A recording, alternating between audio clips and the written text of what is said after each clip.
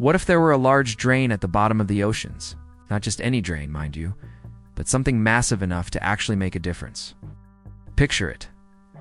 Somewhere in the deepest trenches of the Pacific, a colossal opening appears, gulping down seawater like the world's most ambitious bathtub drain. It sounds absurd, but let's follow this watery rabbit hole and see where it leads us.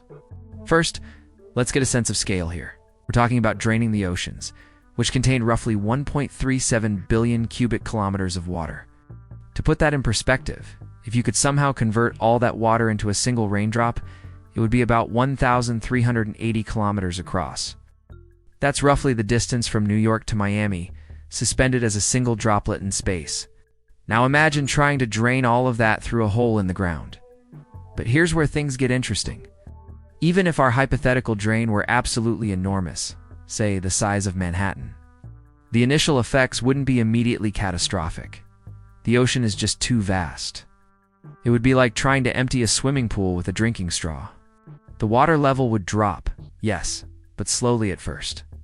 Ships would still sail, waves would still crash, and most people wouldn't even notice for quite some time. The real drama would begin with the currents.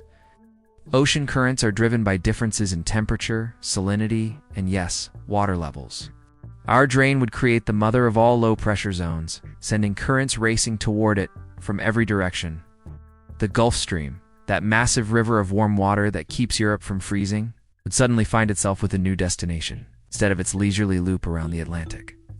It would make a beeline for our drain, pulling warm water away from the coasts that depend on it. And that's just the beginning. As water levels dropped, the first casualties would be the shallow seas. The Baltic Sea, with an average depth of just 55 meters, would become a series of isolated lakes within decades. The Persian Gulf, lifeblood of the oil industry, would transform into a hypersaline desert. Entire ecosystems that took millions of years to develop would vanish in what amounts to a geological blink of an eye. But the really mind-bending part? The drain wouldn't just affect the water. As the ocean level dropped, the reduced weight would actually cause the land to rise.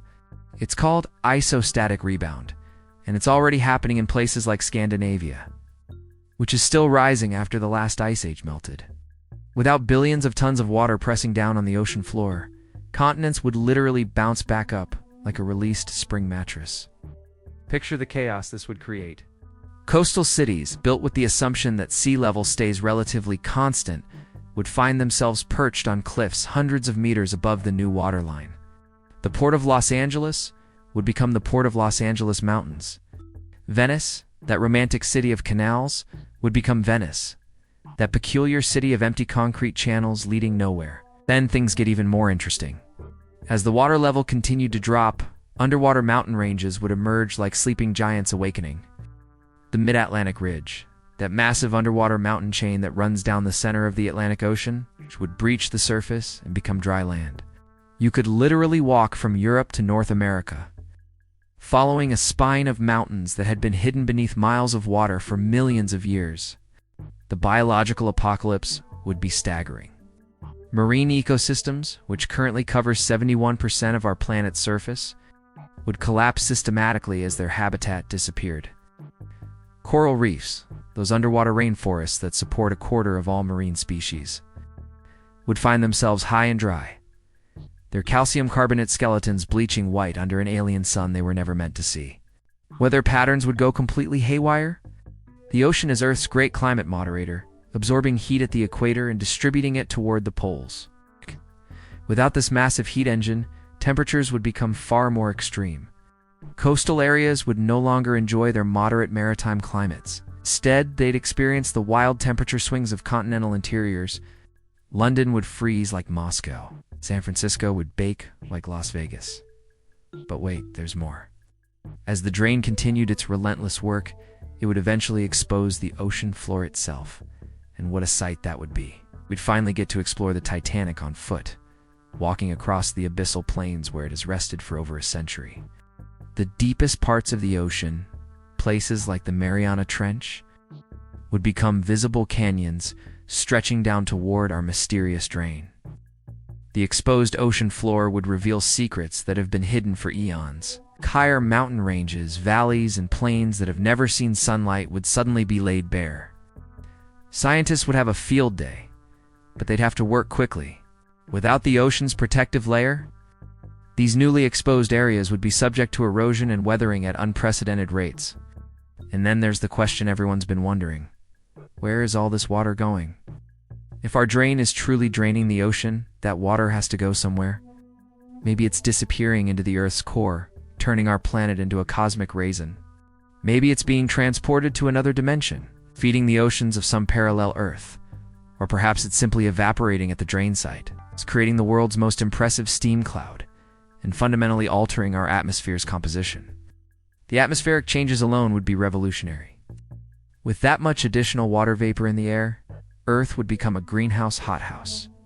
The increased humidity would trap heat like never before, potentially triggering a runaway greenhouse effect that would make our current climate change concerns look like a minor temperature adjustment. Eventually, our drain would reach the deep ocean basins, those profound depressions that make up the ocean's true depths. The Pacific Basin, the Atlantic Basin, the Indian Ocean Basin, all would be revealed as vast, empty amphitheaters, their floors scarred by the paths of ancient currents and dotted with the remains of countless creatures that once called the deep ocean home. In the final stages, as the last puddles of seawater spiral down toward our inexorable drain, Earth would have become an entirely different planet. No longer the blue marble of astronaut photography. It would appear brown and tan and white, a world of exposed continents and empty ocean basins.